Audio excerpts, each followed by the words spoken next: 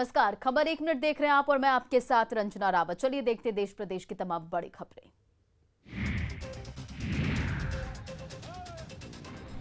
भारत बंद के दौरान बंद समर्थकों ने पटना जंक्शन गोलंबर के पास सड़क पर उतरे।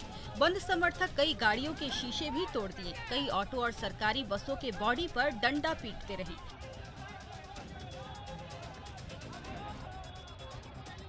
बंद समर्थक जबरन गाड़ियों को रोक रहे थे, लेकिन ऐन वक्त पर पुलिस पहुंच गई, जिससे कई सरकारी बसों में तोड़फोड़ होने से बच गया। बंद समर्थक सड़क पर चलने वाले ऑटो ड्राइवरों और लोगों के साथ दुर्व्यवहार कर रहे थे। किसान भी, परिवहन के लोग भी, मजदूर वर्ग के लोग भी इकट्ठा एक मंच पर होके भारत सरकार की गलत नीतियों के खिलाफ हम लोग ये हैं। किसान आंदोलन के समर्थन और कृषि कानून के विरोध समेत कई मांगों को लेकर विपक्ष के द्वारा आज भारत बंद बुलाया गया है। इस बंद के कारण कई जगहों पर यातायात प्रभावित हुआ है। कई जगहों पर बंद समर्थक आगजनी कर प्रदर्शन कर रहे हैं।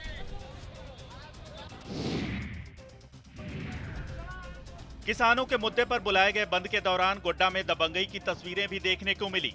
यहां आंदोलन और सड़क जाम के दौरान इमरजेंसी और अस्पताल ले जा रहे मरीजों को भी जबरन रोका गया। बंद के दौरान कई असामाजिक तत्व भी दिखे, जो सड़क पर आने जाने वाली गाड़ियों को जबरन रोक रहे थे। यही नहीं, जो लोग आग्रह कर जाने की कोशिश और मजबूरी बता रहे थे, उनके साथ भी बंद समर्थकों ने दुर्व्यवहार किया। यही नहीं, समर्थक आने जाने वाले लोग और गाड़ियों के ड्राइवर के साथ मारपीट करने के लिए भी उतावले थे। इस दौरान इमरजेंसी सेवा में जुटी ऑक्सीजन से भरी गाड़ियों को भी जबरन रोक दिया गया। इस दबंगई में आम लोग काफी परेशान दिखे। मेरा पेशेंट का गाड़ी का ठोक रहा है। कौन सा ही जगह है? मेरा पेशेंट है भैया। अच्छा, कौन सा जगह है? कितना तो कौन रोक रहा है आप लोग को? अगला गाड़ी आ रहा है, हमको रोक रहा है। क्या बोल रहा है? वो क्या बोलता है? बोलेंगे नहीं, पेशेंट है गाड़ी में। शेखपुरा जिले के अरियरी थाना क्षेत्र में मनचले युवकों ने युवती के साथ छेड़खानी की।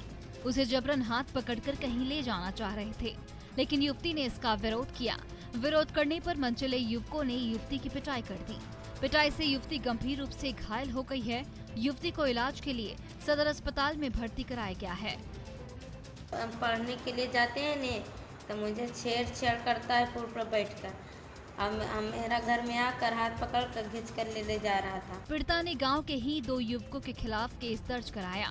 पीड़िता ने आरोप लगाया है कि शिकायत के बाद भी अब तक दोनों आरोपियों के खिलाफ कोई कार्रवाई नहीं की गई है। फिलहाल पुलिस मामले की छानबीन में जुटी हुई है। कौन लोग ले जा रहा था? हलिंदर ने बोला या विपिन मेरा हाथ पकड़ के ले जा रहा था। ले जा रहा था? हाँ। कहाँ ले जाता तो नहीं जानता। 2 लड़का मिलता। बेतिया में पंचायत चुनाव प्रचार के दौरान मुखिया पद के 2 उम्मीदवारों के समर्थक आपस में भिड़ गए, जहां सूचना पर पहुंची पुलिस पर एक पक्ष के लोगों ने हमला कर दिया, जिसमें एक एएसआई गंभीर रूप से घायल हो गया, जिन्हें इलाज के लिए जीएमसीएच में भर्ती कराया गया है। घटना मनुआ पुल थाना क्षेत्र के तुनिया गाँव की है। जमदार साहब हमारे पीछे थे, जब तक वो लाठी चलाया लो और ईटा पत्थर चलाया, हम छिप गए। वो लाठी ईटा पत्थर जमदार साहब को लग गया, उनका कपार फट गया, नाक भी फट गया। बताया जा रहा है कि चनपटिया प्रखंड के तुनिया विशुनपुर पंचायत के छोटा तुनिया गांव में 2 मुखिया प्रत्याशी चुनाव प्रचार कर रहे थे। इसी बीच दोनों प्रत्याशियों के समर्थक आपस में भिड़ गए। सूचना मिलते ही मनुआ पुल थाना के जमादार रामबाबू चौधरी दलबल के साथ मौके पर पहुंचे। इसी बीच भीड़ में से किसी ने बांस के जमादार पर हमला कर दिया, जिसमें जमादार का सिर और नाक फट गया।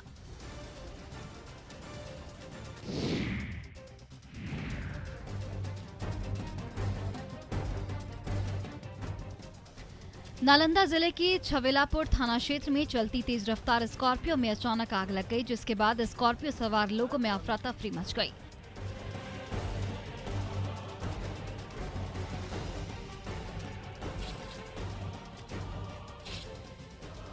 किसी तरह से ड्राइवर ने गाड़ी को रोका और सभी गाड़ी से निकलकर भागे, जिससे उनकी जान बच गई। यह अब तक पता नहीं चल सका है कि स्कॉर्पियो सवार कौन और कहां के रहने वाले थे। आग इतनी तेज थी कि देखते ही देखते स्कॉर्पियो सड़क पर तेज आग की लपटों में जल गई।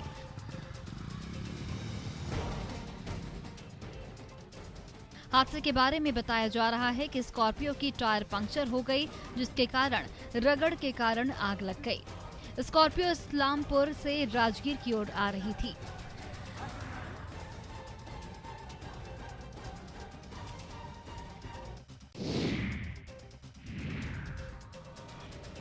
वाल्मीकि नगर गंडक बराज की सुरक्षा कार्य में लगी कंपनी के गोदाम में आग लग गई। देखते ही देखते आग की लंबी लपटें उठने लगी। लपटें देखकर आसपास के लोगों में दहशत फैल गई। आग लगने से करीब 2 करोड़ से ज्यादा के नुकसान का अनुमान जताया जा रहा है। नेपाल हितकारी योजना के तहत नेपाल में बिहार सरकार की तरफ से काम कराया जा रहा है। कंपनी के गार्ड ने नेपाल के शरारती तत्वों पर आग लगाने का आरोप लगाया है। खाना लेने गए हैं, आज जैसे खाना लेके आ रहे हैं तो यहाँ इसमें स्टोव में आग लग गया। कैसे आग लग गया? आग कोई लगा दिया होगा जानबूझ के। पूरा झांकी है, कोई लाइन साइन नहीं है, झांकी है पूरा, कोई जाकर पेट्रोल बांट दिया होगा, लगा दिया होगा आग। कंपनी पटना का सर, काम नेपाल में सर। अच्छा, कितना की संपत्ति नुकसान हुआ? 2.5 करोड़ संपत्ति है सर। जिस जगह पर आग लगी है वो नेपाल में है। खबर पाकर नेपाली पुलिस दमकल के साथ घटनास्थल पर पहुंची और काफी मशक्कत के बाद आग पर काबू पाया। धनबाद में अपराधियों के बीच पुलिस का खौफ नहीं है। अपराधी दिन दहाड़े घटना को अंजाम दे रहे हैं। काशी टाट जीटी रोड पर स्थित एक कार शोरूम पर अपराधियों ने बमबाजी की, जिसके बाद अफरा तफरी का माहौल शोरूम में बन गया। इस घटना में एक कार क्षतिग्रस्त हो गई। घटना के बारे में बताया जा रहा है कि बाइक पर सवार 2 अपराधी कार शोरूम पहुंचे और बम फेंकने लगे। शोरूम मालिक को बमबाजी से पहले अमन सिंह गिरोह ने रंगदारी को लेकर धमकी दी थी। फिर अपराधियों ने दिन दहाड़े इस घटना को अंजाम दिया। सूचना मिलने के बाद पुलिस शोरूम पहुंचकर मामले की छानबीन में जुट गई। धनबाद में अमन सिंह गिरोह कोयला, जमीन, शोरूम समेत कई रोजगार करने वाले कारोबारियों को कॉल और मैसेज कर रंगदारी की मांग कर रहा है, लेकिन पुलिस अमन सिंह गिरोह के सदस्यों पर नकेल कसने में विफल साबित हो रही है।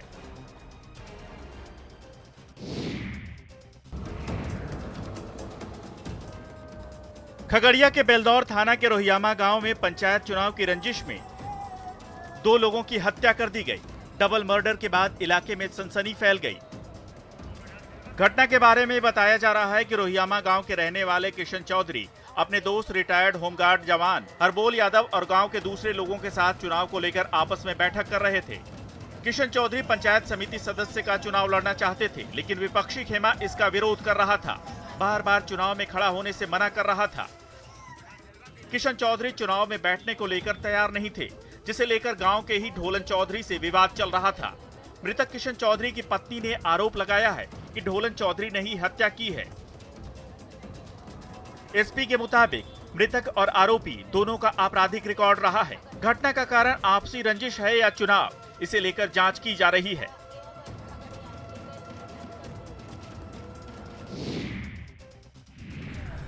दिल्ली में कोरोना से मरने वाले लोगों की आत्मा की शांति के लिए गया में सामूहिक पिंडदान किया गया। पिछले साल कोरोना के दौरान दिल्ली में काफी मौतें हुई थी। महामारी में मारे गए लोगों के शव भी घर वालों को नहीं दिया गया था और उनका सीधे अंतिम संस्कार कर दिया गया था। ऐसे लोगों की अस्थियां अलग अलग शमशान घाटों पर पड़ी थी, जिसे दिल्ली की एक संस्था ने इकट्ठा कर गया लाया और फाल्गु नदी में प्रवाहित किया। ये कोरोना काल 2020 में और 21 में हमारे दिल्ली के अंदर बहुत महामारी हुई थी, तो बहुत से परिवार जो हैं दाह संस्कार के बाद शमशान घाटों से अपनी लोगों की अस्थियां नहीं लेके गए थे। इस संस्था ने 2005 से 2011 के बीच दिल्ली में हुए बम धमाकों में मारे गए लोगों की मोक्ष प्राप्ति के लिए भी गया में आकर तर्पण और पिंडदान कर चुके हैं। मान्यता है कि पिंडदान और तर्पण करने से आत्मा की मुक्ति के साथ ही तर्पण करने वालों को भी स्वर्ग और मोक्ष की प्राप्ति होती है। टिटिया बंबर इलाके में डायरिया कहर बरपा रहा है। यहाँ पर 2 बच्चियों की मौत हो गई है। दर्जनों लोग डायरिया की चपेट में हैं।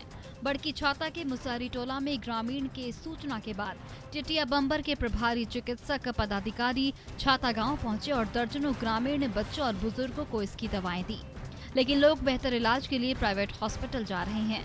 ग्रामीणों के अनुसार कुएं के पानी प्रदूषित होने के कारण यह बीमारी आई है, क्योंकि गांव के अधिकतर चापाकल खराब हैं। लोग कुएं का ही पानी इस्तेमाल करते हैं। और कुछ पानी का भी शिकायत मिल रही है। कुआं का पानी लोग पीता है और बगल में वहाँ पर तालाब है, जिस कारण पानी भी दूषित हो सकता है। स्वास्थ्य विभाग ने डॉक्टरों की टीम को प्रभावित गांव में भेजा है। टीम ग्रामीणों की हर संभव इलाज की कोशिश कर रही है।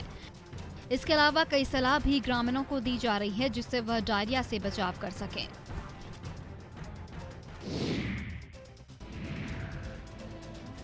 पंचायत चुनाव में शराब तस्करों ने ट्रेन को सॉफ्ट टारगेट बनाया है। बाहर से आने वाली ट्रेनों में शराब तस्कर शराब तस्करी को अंजाम दे रहे हैं, लेकिन इन शराब तस्करों से निपटने के लिए जीआरपी ने भी मुहिम चला रखी है और जीआरपी की टीम लगातार पटना जंक्शन पर छापेमारी कर रही है, जिससे शराब की तस्करी को जीरो किया जा सके।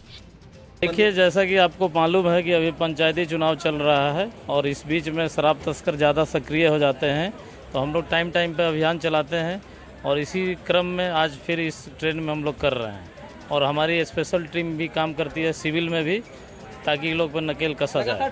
शराब तस्करों ने पुलिस और जीआरपी को चकमा देने के नए नए तरीके अपना रहे हैं, लेकिन अभियान के बीच कुछ तस्कर पकड़े गए हैं जो बैग में शराब की तस्करी कर रहे थे, लेकिन जीआरपी की सख्ती के चलते तस्करों की पोल खुली और यात्रियों की पटना जंक्शन पर गहन तलाशी शुरू हो गई।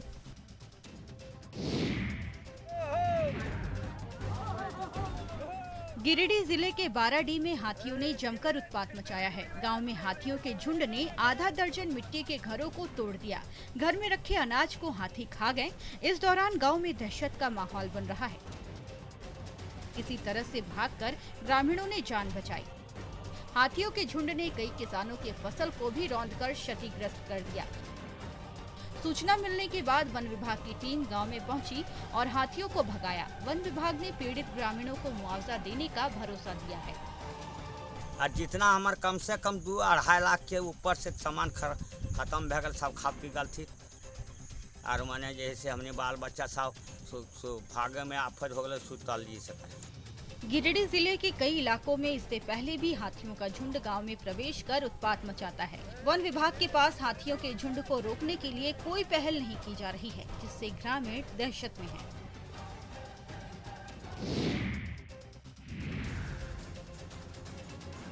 हाथियों का झुंड रजरप्पा के प्रसिद्ध सिद्धिपीठ मां छिन्नमस्तिका मंदिर के बिल्कुल पास जनियामारा पहुंच गया। बीती रात ये जनियामारा रजरप्पा मुख्य मार्ग पर स्थित भुचुंडी गांव में उत्पात मचाने के बाद भटकते हुए मंदिर के पास पहुंच गया, जिसे देखकर मंदिर आने जाने वाले लोग काफी दहशत में हैं। झुंड में बच्चे समेत 10 हाथी शामिल हैं। वन विभाग की टीम वहां पहुंच चुकी है और हाथियों को भगाने का प्रयास कर रही है। मंदिर न्याय समिति ने मंदिर आने जाने वाले श्रद्धालुओं को विशेष सावधानी बरतने की अपील की है। 10 दिन पहले हाथियों के झुंड ने जनियामारा मोड़ के पास मंदिर जाने वाले मुख्य मार्ग पर स्थित एक होटल को क्षतिग्रस्त कर दिया था। हाल के दिनों में हाथियों का झुंड गोला और दुलमी प्रखंड इलाके में लगातार विचरण कर रहा है। किसानों के फसलों को चटकर जा रहे हैं और लोगों के घरों को तोड़ रहे हैं।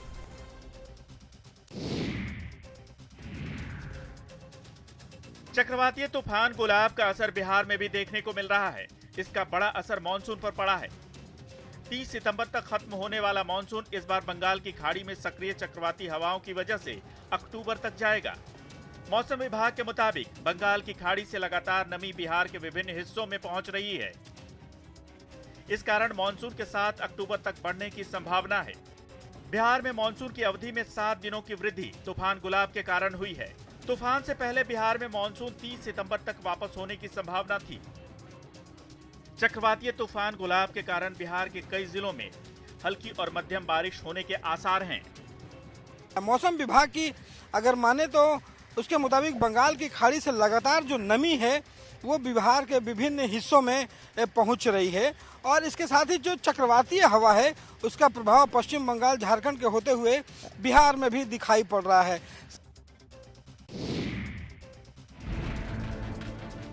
संकरे स्लैब पर फूंक फूंक कर कदम रख रही है जिंदगी, क्योंकि फिसले तो झट से कट जाएगा जहन्नुम का टिकट।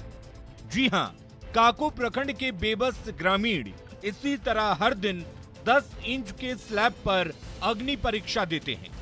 कर्तव्य के माहिर कलाकार की तरह संभल संभल कर कदम बढ़ाते हैं। चाहे महिलाओं को खेत जाना हो, बच्चों को स्कूल जाना हो या फिर मजदूरों को शहर की राह पकड़नी हो, यही पतली सी स्लैब हर किसी को उनकी मंजिल तक पहुंचाती है। कई चुनाव आए और कई चुनाव गुजर गए, काको प्रखंड का ये अधूरा पुल जस का तस है और उस पर बिछे बिजली के खंभे हादसे का सबब बन गए हैं। फिर भी हर दिन खतरे से जूझते हुए राहगीर कदम कदम बढ़ाते जाते हैं।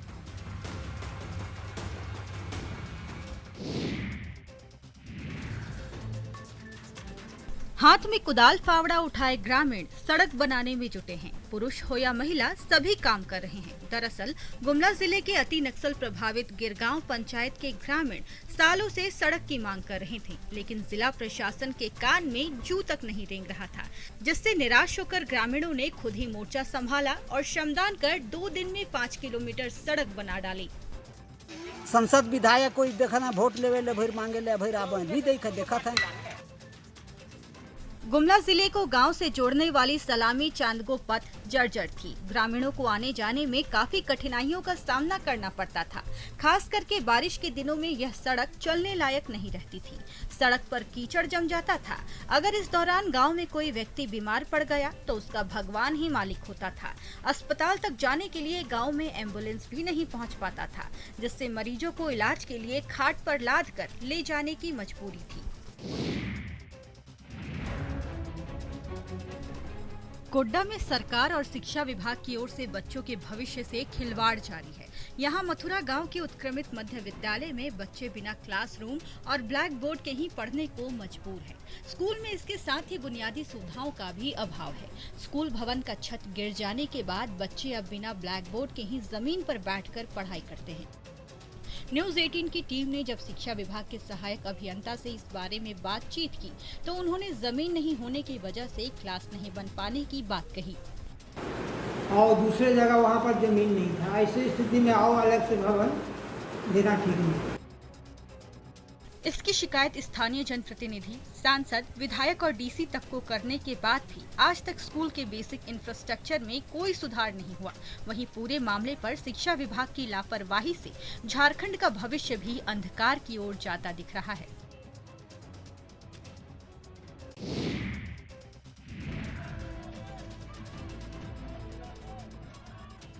मधुबनी जिले में पंचायत चुनाव के दौरान चुनाव प्रचार का अनोखा अंदाज देखने को मिल रहा है। सरिसप्पाही पश्चिमी पंचायत में चुनाव प्रचार के दौरान मिथिलांचल की समृद्ध संस्कृति के अनुसार कमर में लाल धोती, गले में गमछा और माथे पर लाल पाग के साथ घर घर घूमकर एक मुखिया प्रत्याशी वोट मांग रहे हैं। मुखिया उम्मीदवार और उनके समर्थकों का एक ही तरह का ड्रेस है। स्थानीय लोगों का कहना है कि मिथिलांचल में किसी भी शुभ घड़ी, चाहे शादी ब्याह हो या तीज त्योहार का मौका हो, यहाँ लाल धोती और लाल पाग पहनने की परंपरा सालों से चली आ रही है। सबसे खास बात यह है कि सरिसप्पाही गांव तो विद्वान पंडित अयाची मिश्र की पावन भूमि के साथ ही मिथिला की कला संस्कृति का गढ़ भी माना जाता है। बुजुर्गों का कहना है कि किसी भी परंपरा और संस्कृति को सहेज कर रखने के लिए नई पीढ़ी को इससे जोड़कर रखना बहुत जरूरी है। और फिलहाल इस बुलेटिन में इतना ही। बने रहे आप न्यूज़ 18 बिहार झारखंड के साथ।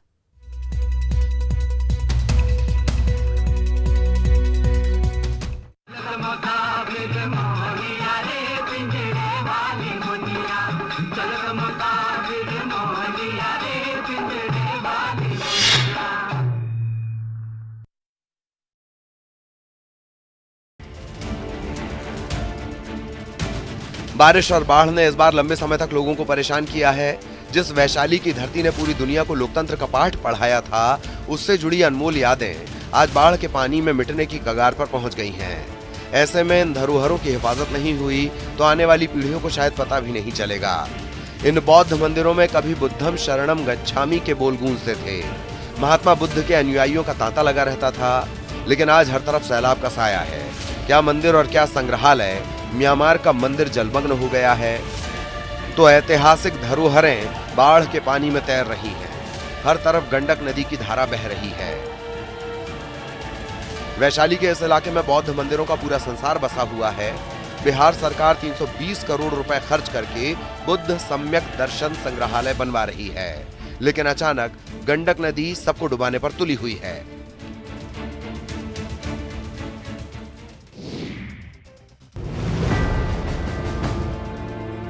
बगहा में न्यूज 18 की खबर का बड़ा असर हुआ है। न्यूज 18 पर खबर चलने के बाद प्रशासन ने रामनगर अंचल अधिकारी के नेतृत्व में आनन फानन में एक टीम का गठन किया है। ये टीम दोन के 2 पंचायतों के 26 गांवों का निरीक्षण कर नुकसान का आकलन करेगी और राहत देगी। न्यूज 18 ने खबर दिखाई थी कि कैसे दोन इलाके के लोग मरीजों को खाट पर लेकर पैदल अस्पताल जाते हैं और करीब 25 किलोमीटर का सफर उन्हें पैदल तय करना पड़ता है। उस क्षेत्र में जो भी लोगों की कठिनाइयाँ है, जैसे किसी का घर कट गया है, आवासीय घर कटा है, पशु शेड कटा है, रास्ता कटा है, कलवर्ट पुल पुलिया कटा हुआ है, और नियमानुसार यथोचित कार्रवाई करते हुए उन लोगों को सारी सुविधाएं उपलब्ध कराएगी।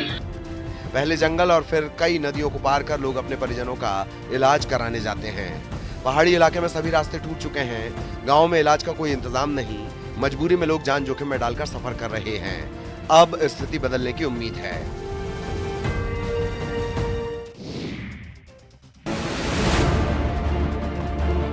सिवान में पानी से परेशानी की कई कहानी है। जरा हालात को भी देख लीजिए, जिसकी वजह से इन जैसे कई लोग अपने अपने घरों में बंधक बन गए हैं। तस्वीरें सिवान की, जहां का पौष इलाका महादेवा इन दिनों बारिश के पानी से बेहाल है। पानी लगने से चचरी के सहारे लोगों की जिंदगी कट रही है। वे जरूरी कामों के लिए ही घर से निकल रहे हैं और जिनके पास चचरी के पुल का सहारा नहीं है, वे घुटनों तक पानी लांघकर अपनी राह तय करने को मजबूर है। जी, बारिश का पानी लगने से लोगों की जिंदगी नर्क बन चुकी है। उन्हें बीमारी का डर सता रहा है। अगर ये कहा जाए कि लोग जल कैदी बन गए हैं तो गलत नहीं होगा, वो भी तब जब ये मोहल्ला बीजेपी के पूर्व सांसद ओम प्रकाश यादव सहित कई वीआईपी लोगों का है। ये व्यथा कथा सिर्फ एक साल की नहीं, हर साल की है। हर साल बरसात इन लोगों के लिए मुसीबत लेकर आती है।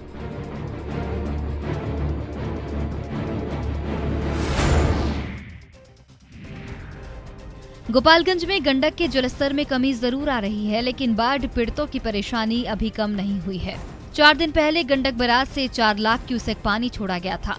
ये पानी अब धीरे धीरे कम होने लगा है। हालांकि गोपालगंज में गंडक के निचले इलाकों में अभी भी बाढ़ जैसे हालात हैं। माचागढ़ प्रखंड का गोसिया और निमुया पंचायत बाढ़ से बुरी तरह प्रभावित है। यहाँ के बाढ़ पीड़ितों के सामने मवेशियों के लिए चारे की समस्या बड़ी है। कुल मिलाकर फिलहाल लोगों को राहत मिलती नहीं दिख रही। मांझागढ़ प्रखंड के गौसिया पंचायत के वार्ड नंबर 14 का हाल बुरा है। यहाँ पर सैकड़ों घर बाढ़ के पानी में डूब गए हैं। बाढ़ प्रभावित गांव का जिला मुख्यालय से संपर्क टूट गया है। आने जाने के लिए सिर्फ नाव ही सहारा बचा है। गंडक के निचले इलाकों में लगातार पानी फैल रहा है। डीएम और एसपी भी लगातार तटबंधों पर निगरानी रख रहे हैं। सबसे मुश्किल है कि आने जाने के लिए सिर्फ नाव ही सहारा बचा है।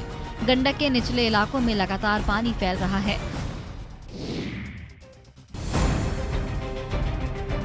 बगहा में गंडक नदी के जलस्तर में रिकॉर्ड गिरावट दर्ज की गई है। वाल्मीकि नगर गंडक बराज से फिलहाल 2,20,000 क्यूसेक पानी का डिस्चार्ज हो रहा है। बरसात के दिनों में ये जलस्तर सामान्य माना जाता है। जलस्तर में गिरावट से निचले इलाकों में पानी निकलना शुरू हो गया है।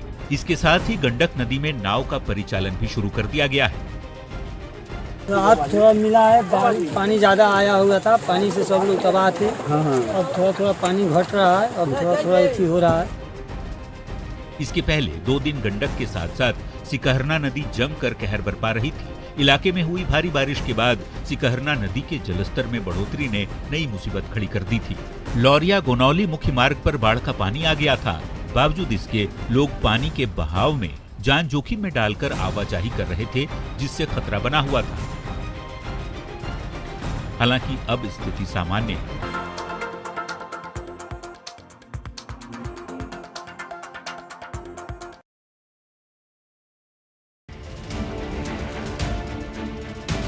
बारिश और बाढ़ ने इस बार लंबे समय तक लोगों को परेशान किया है।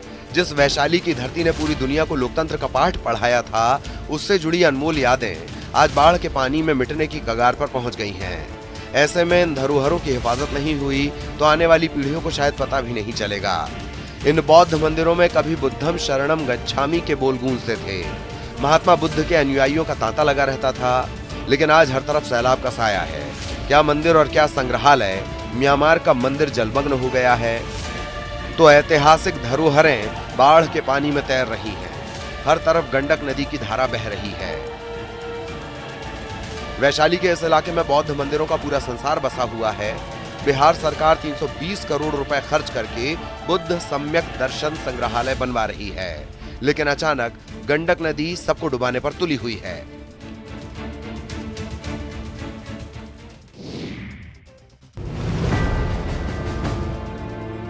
बगहा में न्यूज 18 की खबर का बड़ा असर हुआ है। न्यूज 18 पर खबर चलने के बाद प्रशासन ने रामनगर अंचल अधिकारी के नेतृत्व में आनन फानन में एक टीम का गठन किया है। ये टीम दोन के 2 पंचायतों के 26 गांवों का निरीक्षण कर नुकसान का आकलन करेगी और राहत देगी। न्यूज 18 ने खबर दिखाई थी कि कैसे दोन इलाके के लोग मरीजों को खाट पर लेकर पैदल अस्पताल जाते हैं और करीब 25 किलोमीटर का सफर उन्हें पैदल तय करना पड़ता है।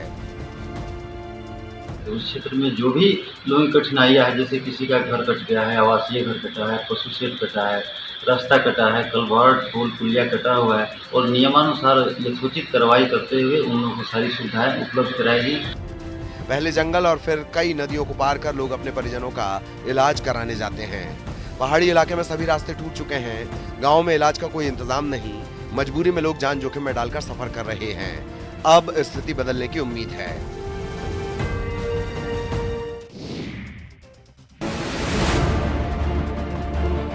सिवान में पानी से परेशानी की कई कहानी है। जरा हालात को भी देख लीजिए, जिसकी वजह से इन जैसे कई लोग अपने अपने घरों में बंधक बन गए हैं। तस्वीरें सिवान की, जहां का पौष इलाका महादेवा इन दिनों बारिश के पानी से बेहाल है। पानी लगने से चचरी के सहारे लोगों की जिंदगी कट रही है। वे जरूरी कामों के लिए ही घर से निकल रहे हैं और जिनके पास चचरी के पुल का सहारा नहीं है, वे घुटनों तक पानी लांघकर अपनी राह तय करने को मजबूर है। जी, बारिश का पानी लगने से लोगों की जिंदगी नर्क बन चुकी है। उन्हें बीमारी का डर सता रहा है। अगर ये कहा जाए कि लोग जल कैदी बन गए हैं तो गलत नहीं होगा, वो भी तब जब ये मोहल्ला बीजेपी के पूर्व सांसद ओम प्रकाश यादव सहित कई वीआईपी लोगों का है। ये व्यथा कथा सिर्फ एक साल की नहीं, हर साल की है। हर साल बरसात इन लोगों के लिए मुसीबत लेकर आती है।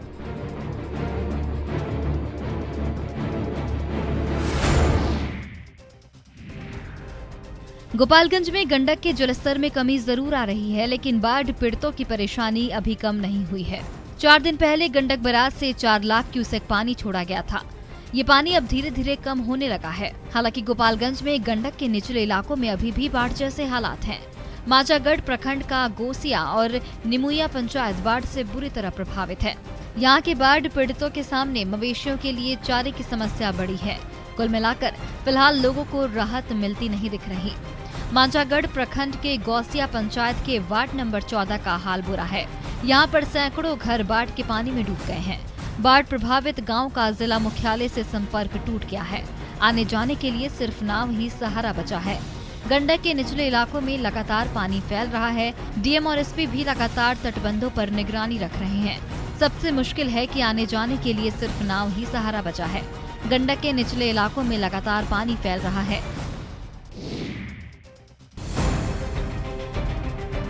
बगहा में गंडक नदी के जलस्तर में रिकॉर्ड गिरावट दर्ज की गई है। वाल्मीकि नगर गंडक बराज से फिलहाल 2,20,000 क्यूसेक पानी का डिस्चार्ज हो रहा है। बरसात के दिनों में ये जलस्तर सामान्य माना जाता है। जलस्तर में गिरावट से निचले इलाकों में पानी निकलना शुरू हो गया है। इसके साथ ही गंडक नदी में नाव का परिचालन भी शुरू कर दिया गया है। रात थोड़ा मिला है, पानी ज्यादा आया हुआ था, पानी से सब लोग तबाह थे। अब थोड़ा थोड़ा पानी घट रहा है, अब थोड़ा थोड़ा इसी हो रहा है। इसके पहले 2 दिन गंडक के साथ साथ सिकहरना नदी जमकर कहर बरपा रही थी। इलाके में हुई भारी बारिश के बाद सिकहरना नदी के जलस्तर में बढ़ोतरी ने नई मुसीबत खड़ी कर दी थी। लौरिया गोनौली मुख्य मार्ग पर बाढ़ का पानी आ गया था। बावजूद इसके लोग पानी के बहाव में जान जोखिम में डालकर आवाजाही कर रहे थे, जिससे खतरा बना हुआ था। हालांकि अब स्थिति सामान्य है।